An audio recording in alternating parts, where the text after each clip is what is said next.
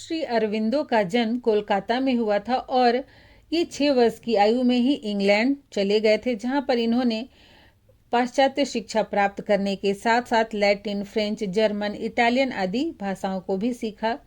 1893 में ये भारत आए और यहाँ पर नौकरी की तथा बंगाल विभाजन के बाद ये राजनीति में कूद पड़े। ये जेल भी गए। एक दिन जेल में इन्हें स्वप्न में ईश्वरीय आत्मा के दर्शन हुए। इसके पश्चात जेल से छूटकर इन्होंने राजनीति छोड़ दिया और आध्यात्मिक जीवन व्यतीत करने लगे तथा पांडिचेरी में अपना एक आश्रम बनाया। श्री अरविंदो आदर्शवादी विचारधारा के व्यक्ति थे। उनके दर्शन का आधार उपनिषद और वेदांत था। इन्होंने मनुष्य के अंतःकरण के 4 पटल बताए। चरित्र, मानस, बुद्धि और ज्ञान और शिक्षा द्वारा इन्हीं का अधिक से अधिक विकास करना चाहिए। इन्होंने मातृभाषा पर आधारित बाल केंद्रित शिक्षा का समर्थन किया। इनके अनुसार शारीरिक, मानसिक, आध्यात्मिक, नैतिक, अंतःकरण का विकास और ज्ञानेंद्रियों का विकास शिक्षा का मुख्य उद्देश्य होना चाहिए।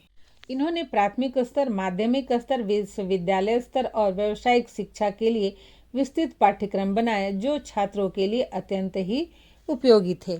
इन्होंने फ्रेंच भाषा को प्रत्येक शिक्षा के स्तर पर सिखाने पर विशेष जोर दिया। शिक्षण विधि के संदर्भ में इन्होंने करके सीखना, अनुभव द्वारा सीखना, परस्पर सहयोग द्वारा सीखना और मातृभाषा के माध्यम से सिखाने पर बल दिया। इन्होंने कहा कि शिक्षक एक सहायक और पथ प्रदर्शक होता है। वह छात्रों को यह बताता है कि ज्ञान को कैसे प्राप्त करना है। शिक्षार्थी के विषय में इन्होंने कहा कि बालक कुछ विशिष्ट योग्यताओं और प्रतिभाओं के साथ जन्म लेता है और शिक्षा द्वारा इनका ही विकास करना चाहिए। विद्यालय के संबंध में इन्होंने कहा कि विद्यालय का पर्यावरण विश्व बंधुत्व की भावना से परिपूर्ण होना चाहिए और वहां पर छात्रों में किसी भी प्रकार का भेदभाव नहीं करना चाहिए और सभी बच्चों को उनकी योग्यता अनुसार प्रवेश देना चाहिए। अनुशासन के संबंध में इन्होंने कहा कि अनुशासन का संबंध भावना से होता है, इसलिए शिक्षक को स्वयं ही बच्चों के सामने ऐसे आदर्श आचरण प्रस्तुत करना चाहिए कि छात्र उसका अनुसरण करे, क्योंकि ये स्वानुशासन पर विश्वास करते थे।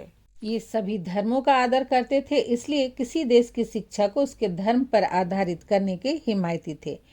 उस समय हमारा देश गुलाम था, इसलिए उन्होंने इस बात पर बल दिया था कि शिक्षा का स्वरूप भारतीय होना चाहिए और इन्होंने राष्ट्रीय शिक्षा की रूपरेखा तैयार की थी।